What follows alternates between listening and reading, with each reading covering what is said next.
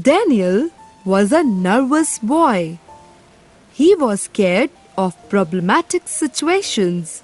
However, life is full of them. Whenever a problem arose in Daniel's life, he would simply start crying. Seeing him in tears, his mother would help him out. However, this made him more dependent and less courageous. His father didn't like this at all, but there was hardly anything he could do. One day, he saw Daniel crying. He went to him and asked the matter. Daniel told him that he had borrowed his friend James' bicycle, but someone stole it while he was in the park. "Only Mom can help me out of this," said Daniel with tears in his eyes. "I'm sure she can," comforted his father. "But you can also solve the problem on your own." "How?" asked Daniel. "Okay," said father. "Now stop crying and listen to me carefully. To solve any problem, first identify it and list the options for fixing it. You lost your friend's bike. What do you think you can do to fix it?" Daniel thought for a while and then laid down his options.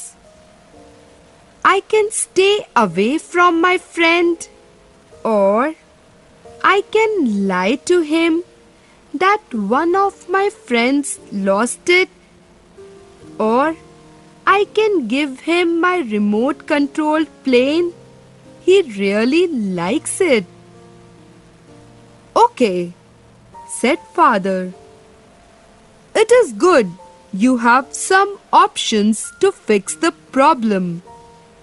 Now, you need to rate the options. Write all your options on paper and rate them according to their being ethical, rightful, and honest." Daniel did as his father told him. He rated the 3 options he had and was left with just the last option. Avoiding his friend or lying to him would be disastrous and would hurt his feelings a lot. So, the only option that was left with him was to offer his friend the remote controlled plane that he liked a lot. Daniel told the option he picked to his father. It was the hardest one, but was the only suitable option that seemed fit. Seeing this, father comforted him. "Son, it is always hard to do the right thing, but in the end, it pays." The next day, Daniel went to his friend and told him all about the bike. He apologized to him and offered him his remote control plane instead of the bike. However, his friend was stubborn. He wanted his bike back, no matter what. This meant there was a bigger problem for Daniel. He went to his father and the two started thinking again.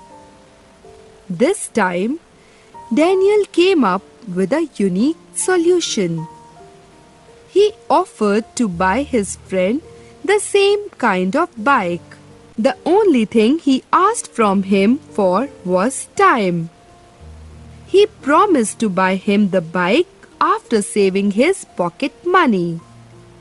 His friend agreed to the solution. Encouraged by this, Daniel started saving money.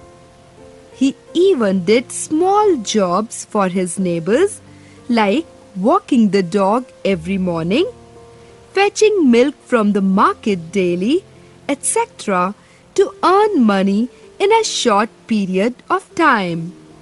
Soon, he had enough money. Daniel bought the bike and thanked his father for helping him solve the problem on his own.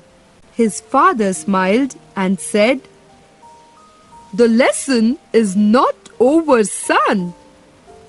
After fixing the problem, you need to analyze what led to the problem in the first place." "My forgetfulness," replied Daniel shyly. "It's good that you know it. So, from now on, I am sure you will take corrective steps to ensure that you won't repeat the mistake again." "Sure, Dad," said Daniel. "You have taught me the lesson of a lifetime." From then on, whenever Daniel faced any problem, he followed the I or pi rule. First, he identified the problem. Next, he listed the options to fix it. Then, he rated the options. Next, he picked the most suitable option. Then, he implemented the solution. And finally, he evaluated the whole situation to avoid the problem from cropping again.